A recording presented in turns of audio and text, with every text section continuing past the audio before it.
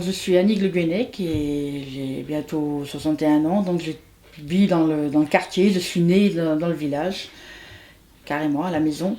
Et puis depuis 1969 jusqu'en 1987, j'ai vécu dans cette maison. Et ensuite, je suis partie habiter juste à côté, dans la maison de mes grands-parents. Et puis cette baraque, elle est arrivée là, par obligation, on va dire, en 1969. Puisque mes parents tenaient une ferme et que la maison dans laquelle on était en location appartenait à une tante, à mon père. Et cette tante, pratiquement du jour au lendemain, elle a dit la maison, moi je la récupère et je viens avec mes enfants et puis donc il va falloir que tu trouves autre chose, soit qu'elle a dit à mon père. Et étant donné qu'on avait une ferme, très petite ferme, mon père qui dit ouais, c'est pratique, on va aller où, on va faire comment. Et c'est là qu'une sœur de mon père qui habitait à Lorient connaissait pas mal de monde. Elle tenait un café-restaurant sur Lorient. Elle a rencontré une personne, ou elle connaissait une personne qui dit mais moi je sais où c'est qu'on vend des baraques américaines et je vais me renseigner. Et c'est ce qu'il a fait. Et puis donc ils ont fait affaire. Et la baraque est arrivée ici à Védéné. Et voilà, donc elle est là depuis 1969. Voilà son histoire. Bon, je me souviens de la personne qui a fait le soubassement, parce que vous voyez qu'elle est mise sur des agglos. Donc je me souviens du maçon qu'il a fait, ça je sais. Mais après le reste, je ne me souviens pas de l'avoir vu monter, quoi. Et donc dès qu'elle a été montée, par contre, vous avez habité dedans? Ah oui. D'accord. Ah oui, on a fait des tapisseries et puis on est venu habiter dedans aussitôt, quoi. Votre premier souvenir quand vous êtes arrivé dans la baraque? C'était les peintures. Voir les peintures sur les murs. La première chose qui nous a choqué quand on est rentré dans la baraque, c'était la couleur des murs. Autant dans la salle de bain que dans la salle. La cuisine un peu moins peut-être. Mais alors la salle et la salle de bain, c'était impressionnant.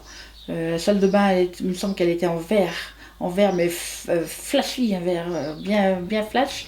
Et la salle à manger, c'était un mauve, mais alors un violet mauve, mais quelque chose de... C'est ça qui m'avait choqué le plus, moi, dans mes 10 ans, quoi.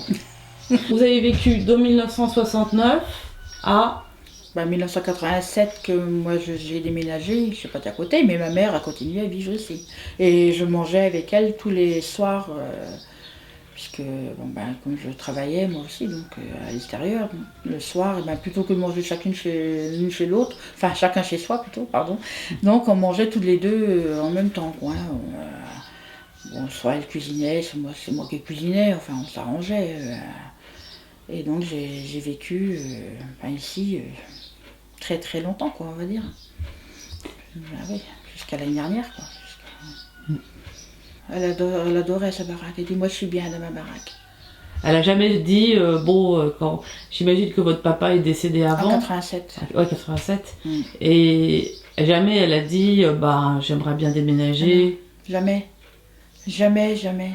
Elle dit moi je suis bien, j'ai chaud dans ma baraque, je suis bien dans ma maison. Elle dit jamais, non, moi je suis bien ici. Jamais s'est plainte de quoi que ce soit. Ah non, elle était heureuse dans sa maison.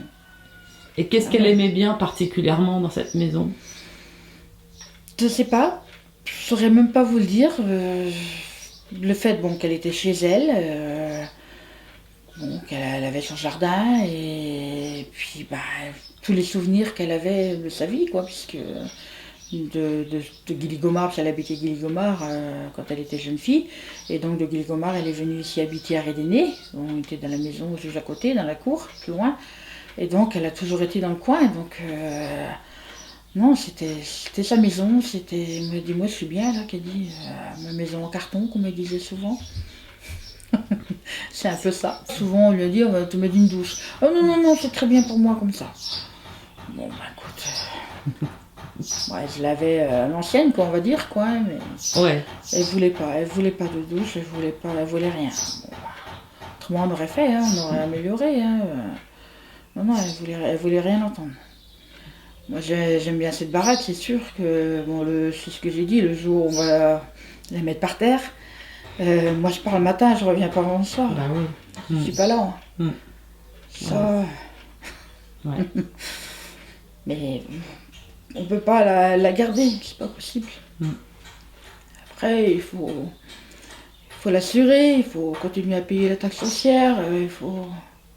Non, je n'aurai pas de maison à côté, d'accord, mais j'ai une maison quand même à côté. Je suis toute seule, donc on n'a pas le choix, quoi. On a fait quand même des fêtes. Bon, on a déjà les 80 ans de ma mère. Pour les 80 ans de ma mère, ben, on lui a payé la porte d'entrée. Comme cadeau pour son anniversaire, quoi. Hein.